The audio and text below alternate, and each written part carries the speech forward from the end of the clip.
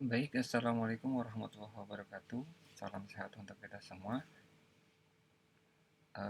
Semoga kabar kalian semua baik-baik saja dan selalu dalam lindungan Tuhan Yang Maha Kuasa. Dan semoga Bapak berharap pandemi ini segera berakhir sehingga kita bisa belajar dengan tatap muka. Oke, pada pertemuan kali ini setelah PTS, kita akan masuk ke materi tentang desain grafis. Desain grafis itu apa sih? Jadi dari pengertian desain grafis adalah berasal dari dua buah kata, yaitu desain dan grafis. Kata desain berarti proses atau perbuatan dengan mengatur segala sesuatu sebelum bertindak atau merancang, sedangkan grafis adalah titik atau grafis yang saling berhubungan dengan cetak-mencetak. Nah, jadi desain grafis ini bisa diartikan sebagai sebuah proses pembuatan karya, di mana grafis itu adalah sebuah titik-titik yang uh, bersatu atau menyatu menjadi sebuah garis. Dan garis-garis ini menjamu lagi menjadi sebuah karya, sebuah yang dinamakan desain grafis. Pengertian lainnya adalah desain grafis itu adalah sebuah kombinasi kompleks antara kata-kata, gambar, angka, grafik, foto, dan ilustrasi yang membutuhkan pemikiran khusus dari seorang individu yang bisa menggabungkan elemen-elemen ini sehingga mereka dapat menghasilkan sesuatu yang khusus dan sangat berguna dalam bidang gambar. Nah, jadi desain grafis ini adalah sebuah penggabungan dari beberapa banyak elemen. Salah satunya adalah sebuah kata-kata, gambar, angka, grafik, foto, dan ilustrasi. Jadi kalau misalnya bisa Bapak gambarkan adalah kalau misalnya kalian pernah melihat sebuah karya, sebuah spanduk atau baliho di tengah jalan, itu kan di dalam sebuah baliho itu ada yang namanya kata-kata atau pesan yang ingin disampaikan oleh si pembuat iklan tersebut. Lalu ada gambar yang ditampilkan, dan angka grafik ini biasanya ditampilkan ketika ingin menampilkan pesan sebuah data, perkembangan, ataupun sesuatu yang memang valid. Lalu ada foto dan ilustrasi. Lalu proses dan aspek desain grafis. Proses desain pada umumnya memperhitungkan aspek fungsi, estetik, dan berbagai macam aspek lainnya yang biasanya datanya didapat dari riset, pemikiran, brainstorming maupun dari desain yang sudah ada sebelumnya. Jadi dalam proses penciptaan sebuah karya desain grafis ini uh, cukup ada beberapa langkah, yaitu yang pertama, ketika kalian ingin membuat sebuah karya, maka kalian harus melakukan sebuah riset terlebih dahulu. Misalnya kayak kalian ingin membuat sebuah iklan apa, iklan produk apa, atau iklan event apa, maka kalian harus meriset dulu kira-kira tren sekarang ini yang orang-orang suka tuh seperti apa, dan pesan-pesannya kayak pesan yang akan disampaikan atau yang kira-kira orang tuh cepat nangkep di otaknya itu seperti apa. Nah, lalu dari riset ini, setelah data-data yang kalian dapatkan, kalian bisa langsung memikirkan, oh konsepnya kayak gini, kayak gini, kayak gini, gini. Nah, brainstorming ini. Lalu yang berikutnya adalah brainstorming. Oke, next. Seni dalam desain grafis. Seni desain grafis mencakup kemampuan kognitif, kinerja motivasi dan komitmen kerja, keterampilan visual termasuk di dalam tipografi, ilustrasi, fotografi, pengolahan gambar, dan tata letak. Jadi, bisa dikatakan desain grafis ini adalah sebuah seni juga. Karena apa? Karena di dalam sebuah karya dari desain grafis ini, contoh seperti poster, seperti kartu nama, seperti baliho, itu memiliki sebuah nilai yang membuat orang tuh tertarik. Seni kan sebuah nilai yang bisa kita nikmati keindahannya, keindahan estetikanya. Nah, dari seni desain grafis ini ada beberapa kemampuan kognitif, artinya kemampuan otak kita, yaitu dari kinerja, motivasi, dan komitmen kerja, termasuk di dalamnya juga keterampilan visual. Jadi dalam mengolah sebuah estetika seni yang kira-kira enak dilihat orang. Nah, tipografi ini adalah uh, sebuah huruf, jadi kayak seni huruf tipografi ini. Nah, contohnya kayak seperti ini. Contohnya, nah, jadi shoot to thrill. Nah, jadi dalam misalnya dia ingin membuat sebuah poster, jadi kata-kata pesan yang paling pentingnya yaitu kayak ini, dia ditampilkan dengan huruf yang mudah dibaca dan diperbesar, sedangkan pesan-pesan pendukungnya biasa ditampilkan dengan huruf kecil. Nah, ini adalah yang dinamakan tipografi. Oke, selanjutnya kategori desain grafis. Secara garis besar, desain grafis dibedakan menjadi beberapa kategori. Yang pertama adalah printing, yang kedua adalah web design. Nah, printing ini atau percetakan meliputi beberapa di antaranya adalah sebuah desain buku, cover, terus ada majalah, poster, booklet, leaflet, flyer, pamflet, periklanan, publikasi, dan sebagainya. Dan yang kedua adalah web design, yaitu untuk mendesain halaman sebuah website.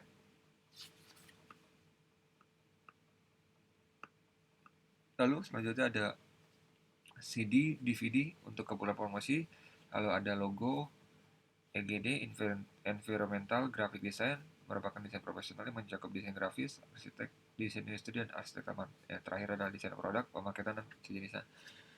Nah, jadi dalam sebuah kategori, sebuah yang dinamakan karya desain grafis itu termasuk di dalamnya adalah sebuah logo. Nah, logo ini seperti yang ada di sini nih. Ini adalah sebuah logo. Logo ini adalah mewakili sebuah perusahaan atau sebuah organisasi di mana dalam sebuah logo biasanya terkandung pesan-pesan, misalnya kayak visi misinya atau filosofinya, sejarah dan sebagainya. Oke, next. Lalu ada, nah ini adalah beberapa software atau aplikasi tata letak layouting. Jadi program ini biasanya digunakan untuk keperluan pembuatan brosur, pamflet, booklet, dan sebagainya. Dan dia itu mampu mengatur penempatan teks dan gambar yang diambil dari program lain. Nah, contohnya dia adalah Adobe Photoshop, lalu ada CorelDRAW, Adobe FrameMaker, Adobe InDesign, PageMaker, Corel Ventura, Publisher, dan QuarkXPress.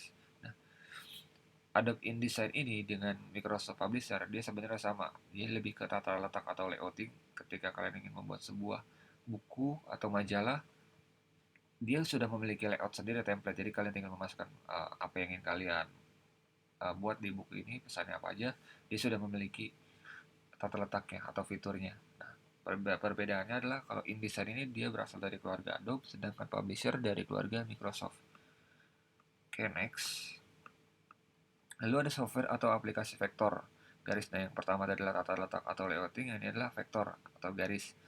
Nah, program yang termasuk dalam kelompok ini adalah membuat gambar dalam bentuk vektor atau garis yang sering disebut sebagai program ilustrator. Yang contohnya adalah Adobe Illustrator, ada Beneva Canvas, ada CorelDRAW, ada Macromedia, dan sebagainya. Nah, CorelDRAW tadi dimasuk ke dalam software aplikasi tata letak atau layouting juga, dia juga masuk ke dalam software vektor. Namun, yang bisa Bapak jelaskan, CorelDRAW itu lebih cenderung sebagai program pengolahan aplikasi vektor. Kalau untuk program aplikasi tata letak atau layouting atau manipulasi gambar, bisa, cuman dia masih kalah jauh fiturnya oleh Adobe Photoshop. Jadi lebih concern kalau CorelDRAW itu ke vektor, dan Adobe Illustrator juga lebih concern ke vektor. Walaupun dia juga bisa mengedit manipulasi gambar, cuman tidak selengkap fiturnya yang ada di Adobe Photoshop. Lalu software aplikasi mengubah gambar bitmap. Nah, program yang termasuk dalam kelompok ini yang dimanfaatkan untuk mengolah gambar atau manipulasi foto atau foto retouching. Nah, jadi kayak dia mengubah sebuah gambar, mengganti tone-nya, lalu menambahkan elemen-elemen yang menambahkan nilai estetika dari sebuah gambar.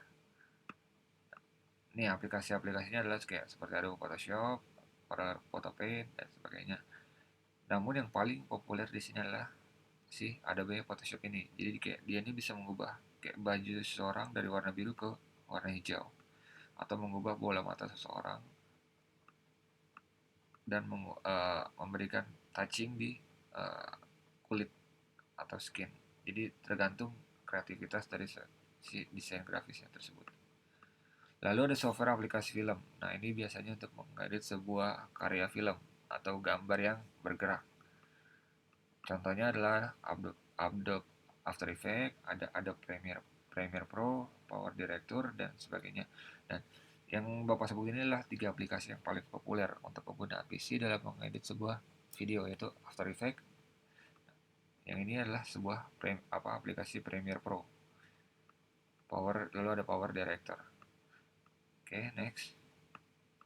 Nah, ini ada aplikasi pengolah multimedia, termasuk di dalamnya ada sebuah karya dalam bentuk multimedia, promosi bersama dikemas dalam bentuk CD maupun DVD. Nah, Di antaranya adalah ada Flash, ada Macromedia Outerwear, Director, dan sebagainya. Nah, oke. Bapak cukupkan pertemuan kali ini pada eh, tentang pembahasan apa itu desain grafis. Masih ada beberapa slide lagi, ini akan kita bahas pada pertemuan berikutnya. Nah, untuk tugas kalian kali ini, kalian diminta untuk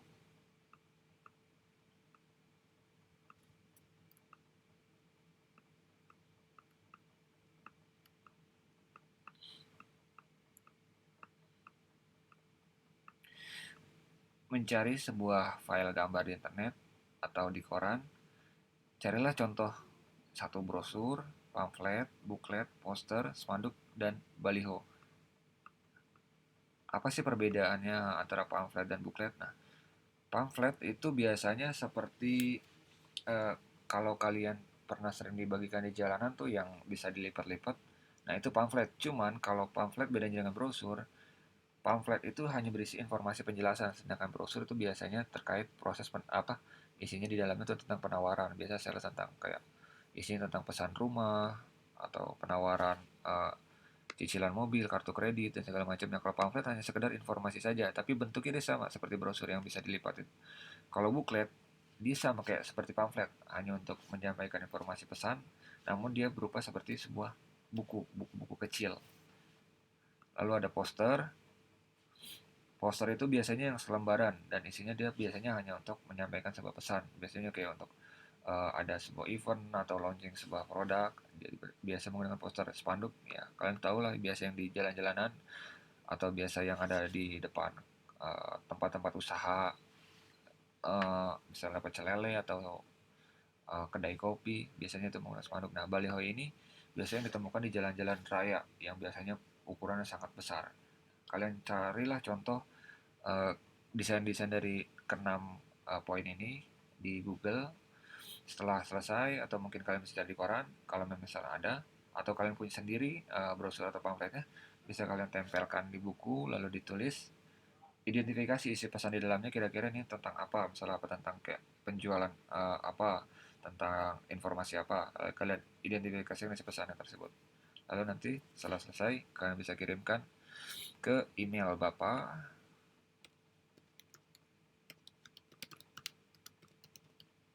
atau bisa dijapri via WA atau Line ya. Oke, sekian, terima kasih. Assalamualaikum warahmatullahi wabarakatuh. Selalu semangat. Terima kasih.